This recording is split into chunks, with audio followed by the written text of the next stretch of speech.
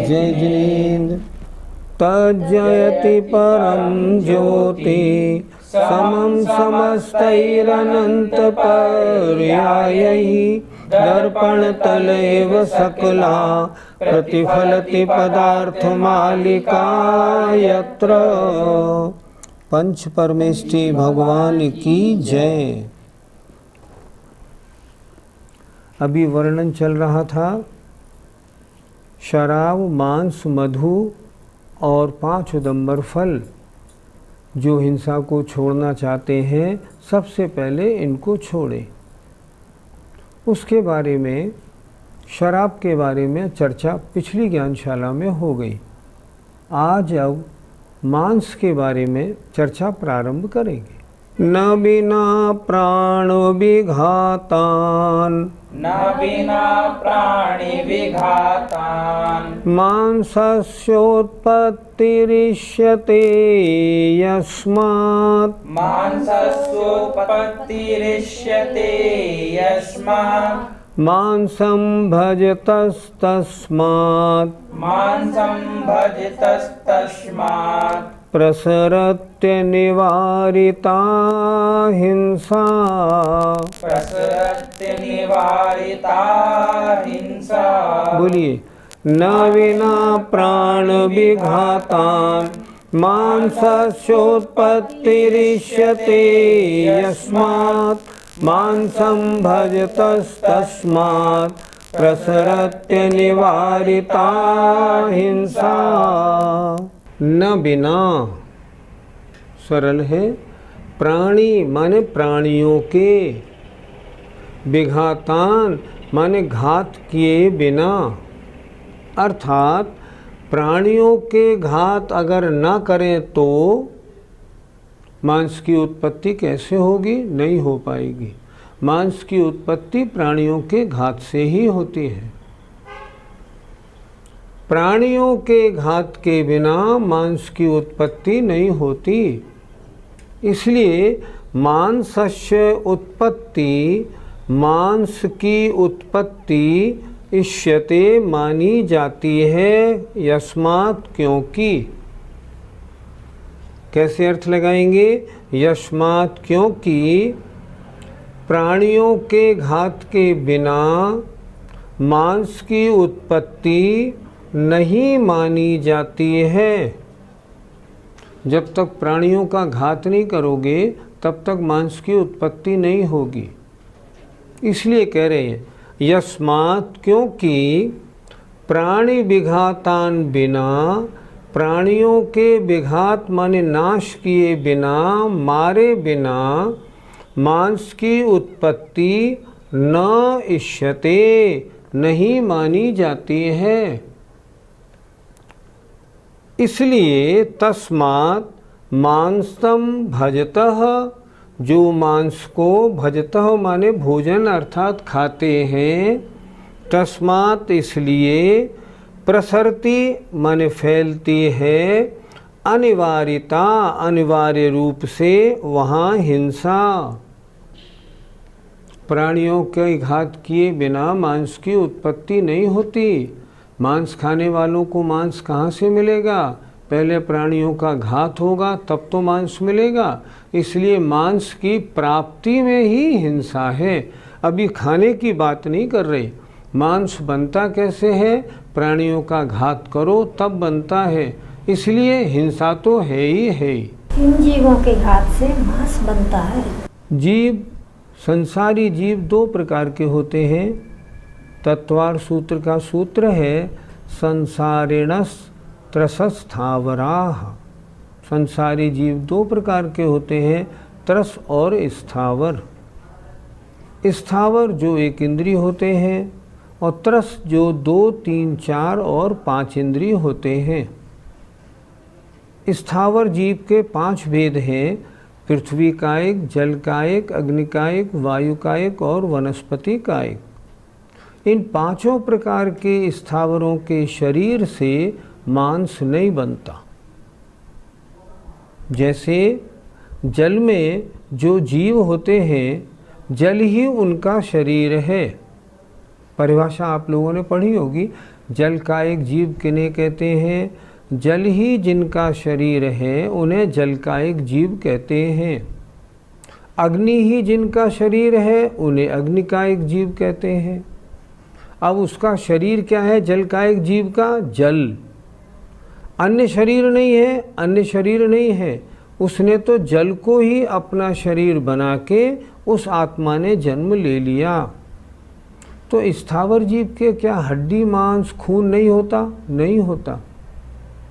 जलकायिक जीव के हड्डी मांस खून नहीं होता। इसीलिए तो परिभाषा बनाई, जल ही जिनका शरीर है वे जलकायिक जीव हैं।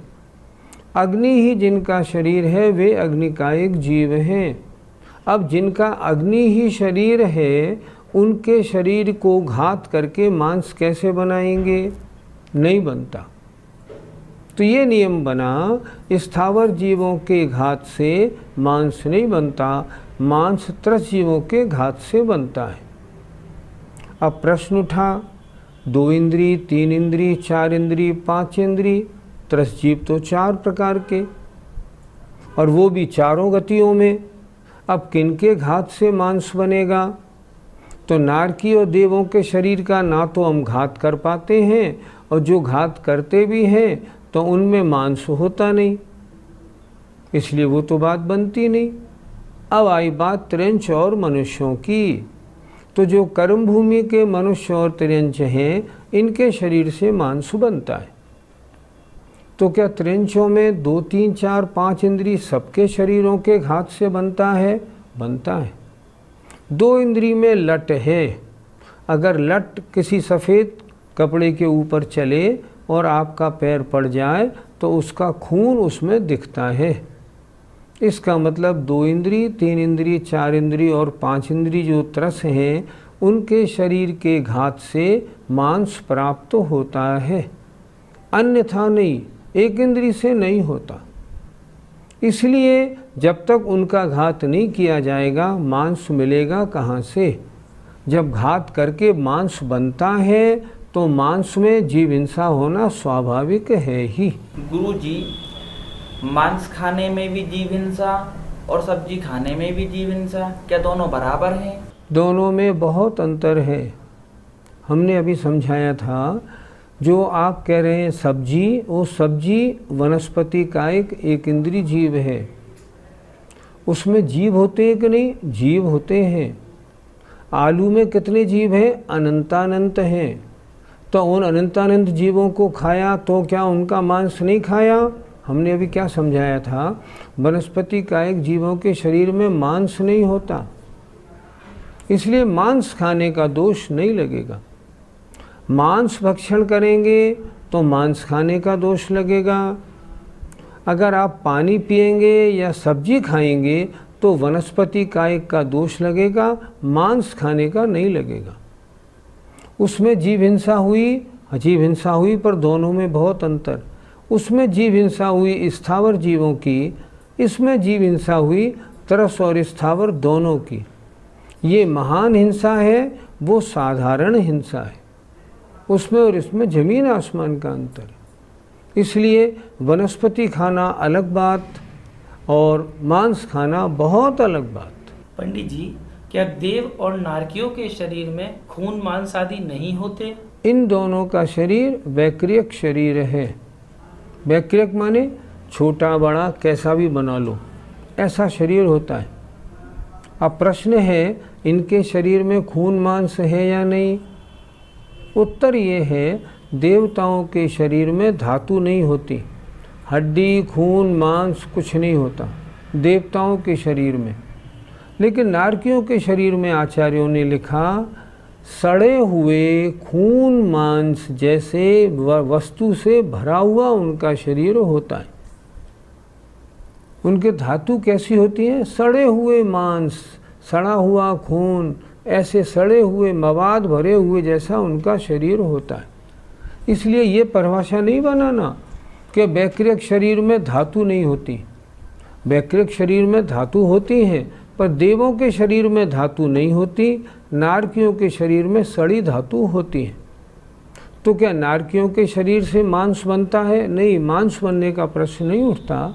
उनका शरीर तो मरने के बाद ही उड़ जाता है, समाप्त हो जाता है। जीवों की घात करने से मांस होता है।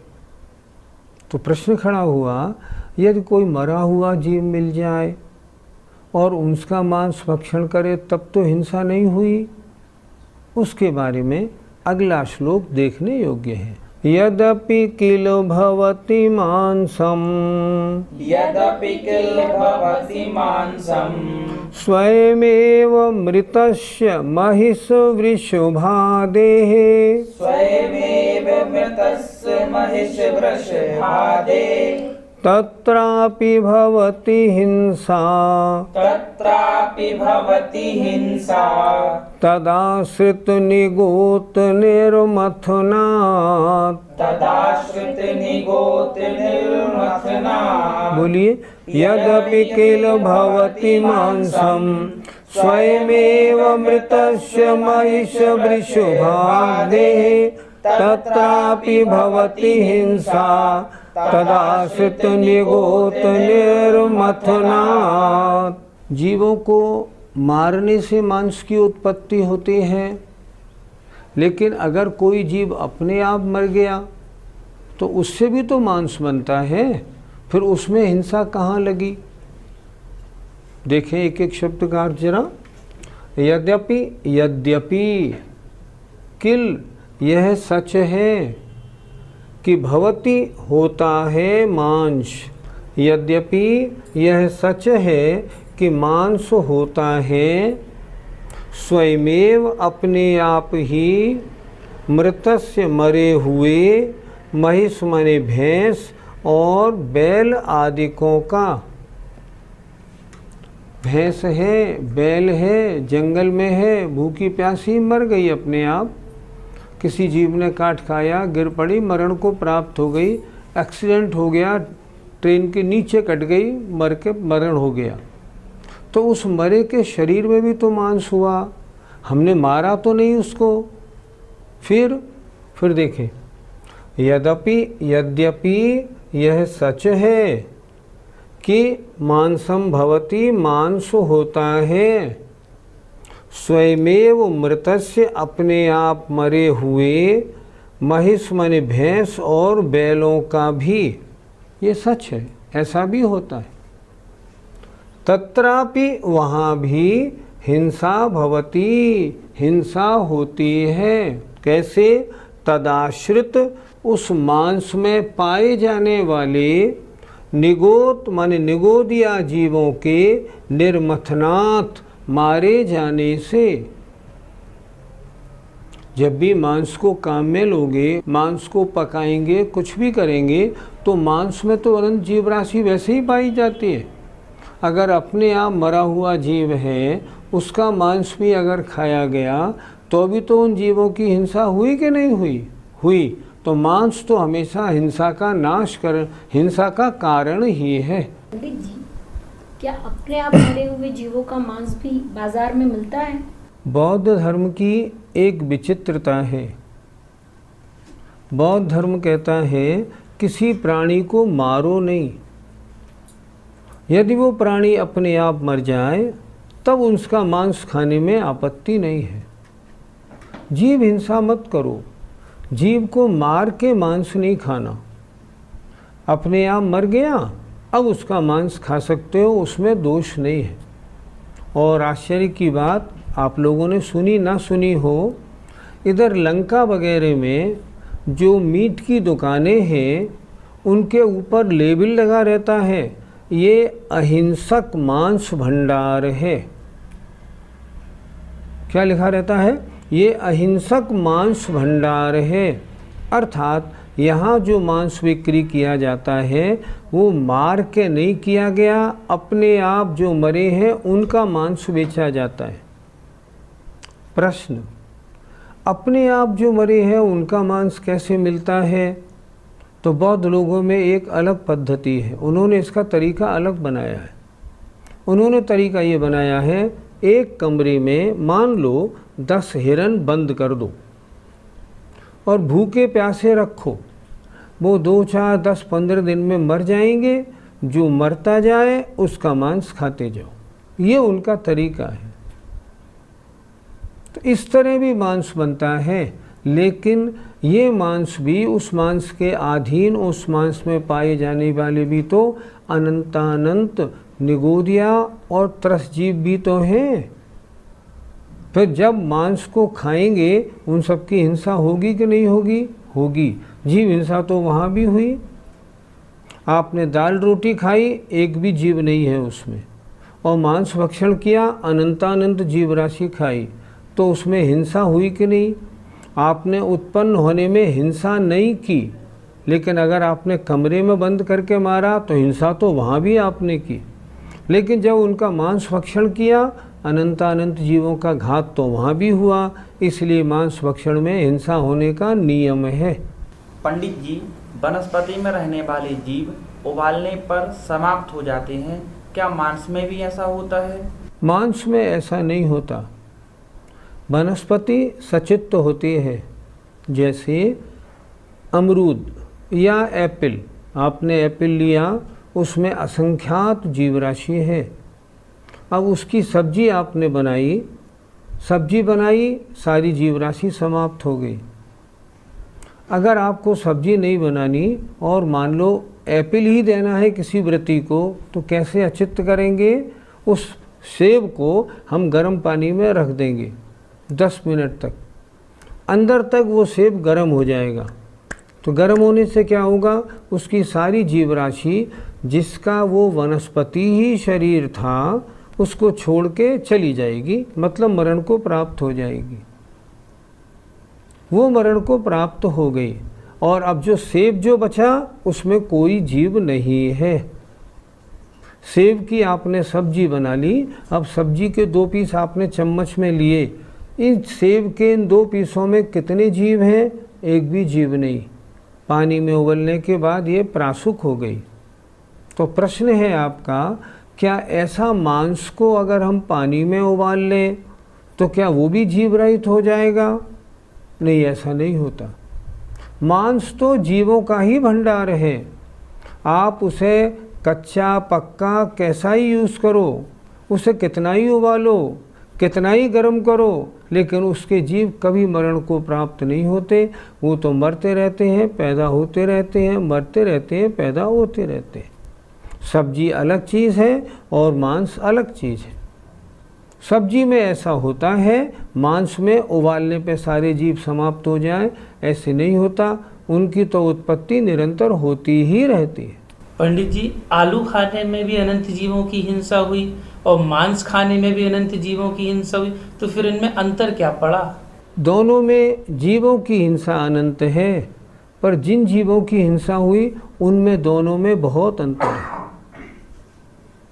जो आलू खाने में जो जीव मरे, वो कैसे जीव मरे? वो तो एक इंद्रिय हैं, साधारण हैं, सूक्ष्म हैं और एक जरा जरा से हैं। और जो मांस में जो जीव हैं वो त्रस हैं, सब शरीर सहित हैं। एक एक त्रस जीव के शरीर में अनंत अनंत जीव राशि है। आपने आलू की सब्जी बना के खाई, मांस भक्षण का दोष नहीं लगेगा। मांस खाया तो मांस भक्षण का महान दोष लगेगा। आपने आलू को उबाला, आलू में उन जीवों का शरीर नहीं बचा। कुछ लोग क्या कहते हैं, आपने पानी को उबाल के पिया तो पानी में जो जीव थे ना वो मर गए, तो उनका शरीर खाया कि नहीं खाया? उनका शरीर नहीं होता, उनका तो जल ही शरीर है। उनके हाथ पैर हड्डी खून मांस नहीं होते, इसलिए वो तो आत्माएं उनमें थी, वो निकल के चली गई। हिंसा हुई, इसमें कोई शक नहीं।